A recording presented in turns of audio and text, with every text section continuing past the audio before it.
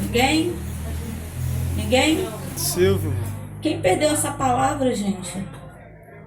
Como é que uma pessoa perde a palavra na igreja, né, seu?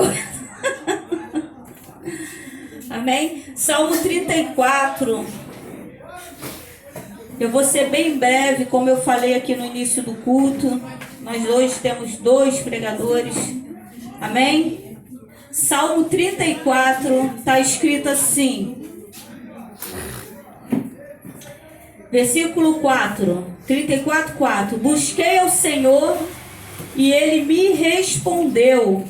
Livrou-me de todos os meus temores. Amém? E no 19, então, muitas são as aflições do justo, mas o Senhor a livra de todas. No 34, 18 tá, perto está o Senhor dos que têm o coração quebrantado e salva os contritos de espírito. Amém? Amém. No Eclesiastes, capítulo 7, versículo 2 está, melhor é ir à casa onde há luto do que ir à casa onde há banquete, porque ali se vê o fim de todos os homens e os vivos o aplicam ao seu coração. E no 12 tá, 7:12, porque a sabedoria serve de sombra, como de sombra serve o dinheiro. Mas a excelência da sabedoria é que ela dá vida ao seu possuidor. Amém?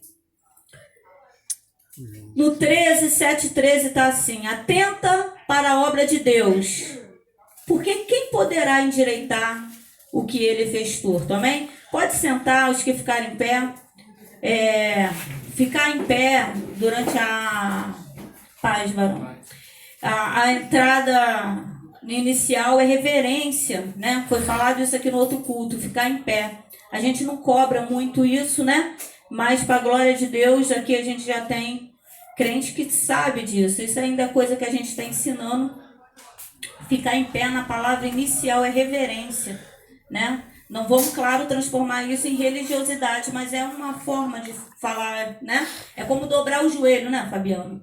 A gente pode orar em pé? Pode, mas o fato de dobrar é reconhecer que ele é grande e nós somos pequenos. O que minha mãezinha está fazendo aqui? Há uns 15, 20 dias atrás, eu acordei de manhã com Deus falando para eu gravar um vídeo falando sobre isso. Sobre algo que eu vou falar agora. E eu esqueci, porque a gente cobra muito de Deus as promessas de Deus, mas a gente esquece as coisas que Ele pede para a gente fazer. Deus pede para a gente fazer, Deus pede para a gente fazer o ide evangelizar diariamente, aí a gente vai mensalmente, anualmente, não é? Mas é ide evangelizar diariamente. Deus pede para, às vezes, a gente fazer uma faxina na igreja, a gente não vai, deixa para o outro, né? Tem sempre alguém para fazer aquilo que nós deveríamos fazer. Deus está sempre pedindo para fazermos alguma coisa para Ele. E nós esquecemos, e nós cobramos dele as promessas. E eu esqueci. Só que acordei de manhã com a mensagem do pastor Max dizendo que a mãe dele faleceu. Sendo que nós tínhamos ido lá uns 2 dias antes, né, amor? E eu fiquei lembrando de eu conversando com ela. E ela me cobrando, que ela me chamou para tomar um café na casa dela. E eu não fui, eu esqueci. Começou a dizer que eu não ia na casa de pobre. Então foi as últimas palavras que eu ouvi.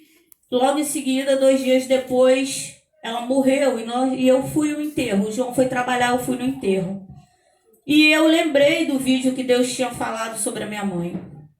Minha mãe, ela era obreira da casa do Senhor no ano de 2000. Minha mãe tinha aceitado Jesus, minha mãe tinha largado todo. Minha mãe não era mãe de santo, nem filha de santo, mas toda vez que dava ruim, minha mãe corria lá na mãe de santo para dar uma oradinha, né? Uma benzidinha, um sal grosso, uma arruda, né? Aquela coisinha, né? Tinha ferraduras na minha casa, tinha uns caroços aí que eu não sei o que é, dentro de um copo d'água, que parece quando o invejoso entra, o troço afunda, né? Um negócio assim. Minha mãe, quando não queria visita, eu cresci com isso, gente. Quando a visita era ruim, minha mãe, tchau. Aí vinha com sal pelas costas, que era para não voltar mais, e virava com a vassoura de cabeça para baixo. Tudo isso eu cresci. Tinha uma imagem de Antônio que até depois de muitos anos que eu vim entender que ela ficava de cabeça para baixo dentro de um copo de água. É para casar, ele está de castigo. Como é que a gente pode botar Deus de castigo? Olha como é que o ser humano é tolo. Pode botar Deus de castigo? Botar o Antônio dentro de um copo d'água de cabeça para baixo. Só sai daí quando eu casar. Né? Então eu cresci com essas coisas. E agora no ano de 2000 minha mãe era obreira. Minha mãe era obreira da casa do Senhor. Eu procurava minha mãe, eu chegava, apesar de eu ouvir a voz de Deus primeiro que minha mãe, eu não fui para a igreja, eu não aceitei. Minha mãe demorou a ouvir, mas minha mãe foi muito mais obediente, porque não basta ouvir a voz de Deus, tem que ouvir e obedecer. Eu ouvia, mas eu não fazia o que Deus falava. Eu não obedecia, então não adianta ouvir a voz de Deus, não adianta saber o que Deus quer e não praticar. Minha mãe demorou a ouvir, mas quando minha mãe ouviu, já caiu de cabeça, já foi direto. Já entrou e ficou.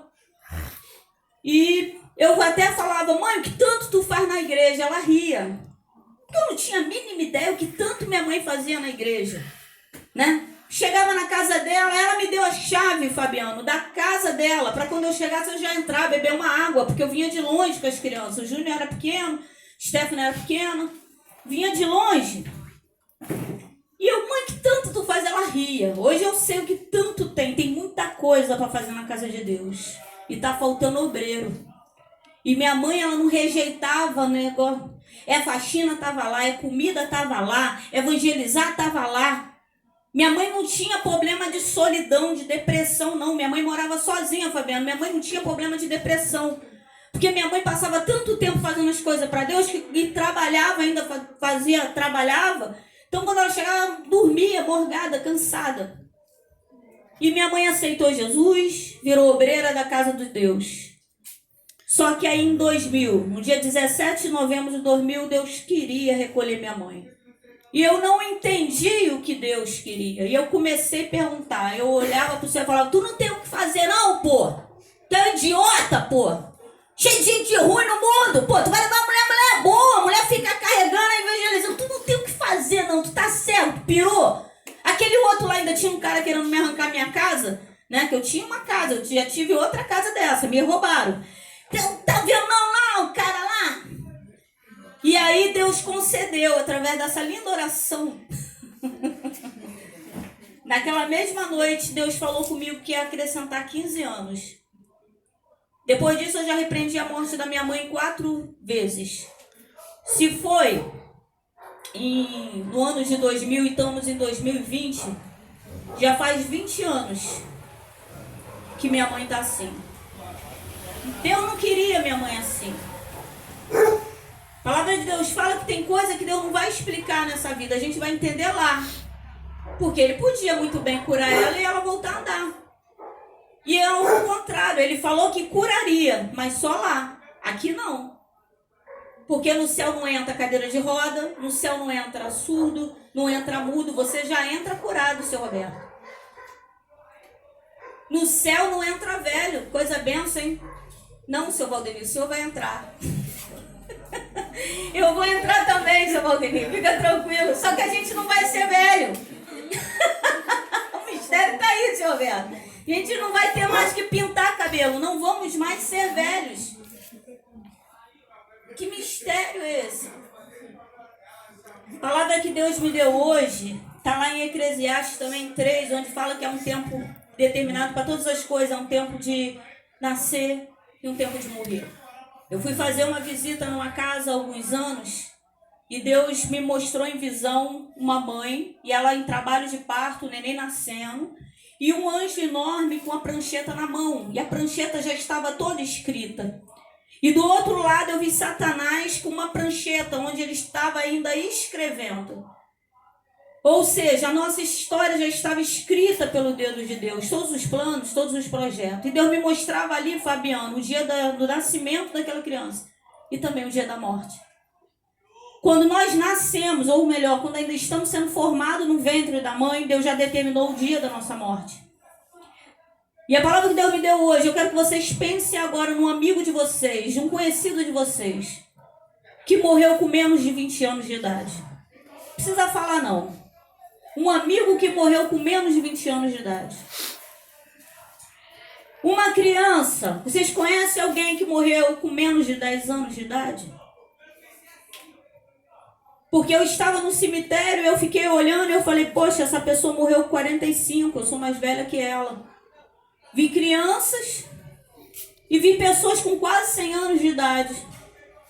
E ali Deus vem me trazendo a lembrança desse vídeo, que há um tempo determinado. Nós estamos aqui hoje, mas não sabemos se semana que vem todos nós estaremos aqui. Aí eu consolei a criança, que era o neto, o Breno, que tocava aqui bateria aqui junto com vocês. O Breno chorava a beça, Gabriel. Minha avó, eu te amo, vó. E eu fui falar com ele e ele falou, tia, eu sei. Eu orei para que ela não ficasse sofrendo, porque ela teve uma convulsão, foi entubada, né? Ficou em coma. E eu pedi a Deus para que ela não ficasse sofrendo no hospital. Eu sei, só que dói. Eu sei que minha avó está no céu e eu sei que um dia eu vou estar com ela. Sabe por quê? Porque a avó dele, assim como minha mãe, tinha aceitado Jesus como Salvador. Ou seja, se realmente vocês querem ver amanhã seu pai vê vocês, vê seu avô, eu ver João, eu ver Diana, Gabriel, ver mãe, tem que aceitar Jesus como Salvador. E tem, Gabriel, que fazer sua mãe e seu pai aceitar. É sua função, sabe por quê? Além de você aceitar, tem que fazer eles aceitar. Porque o Satanás, na visão, estava traçando ainda os planos dele. E lá naquela prancha dele que ele escrevia, um dos projetos dele é quando ele for lançado no inferno, porque já tem dia e hora determinado para isso, e Deus já fala como se já estivesse, de tão certo, ele já dá como já foi, né? A ideia dele é levar a maior parte de nós. O plano de Deus é que nós vá morar no céu com ele. O plano de Satanás é acabar com a nossa vida aqui na terra e ainda nos levar para o inferno, para o abismo com ele. Então a palavra que Deus me deu hoje é que nós não sabemos se amanhã todos nós vamos estar. Eu oro para que todos nós venhamos a chegar até os 180 anos, né, seu Roberto? Com saúde, né? Seu Roberto, caramba, o seu Roberto, seu Valdemir, misericórdia. Só vai seu Roberto embora, para lá e para cá, seu Valdemir. Então, 180, mas com saúde, eu oro. Mas, como fala em Eclesiastes 7, quem pode endireitar aquilo que Deus fez torto? Eu orei e Deus acrescentou 15 anos a minha mãe, mas não era plano dele. Não desse jeito, não dessa maneira. Então, outra coisa que nós temos que aprender é aceitar a vontade de Deus. Amém? Como eu falei hoje,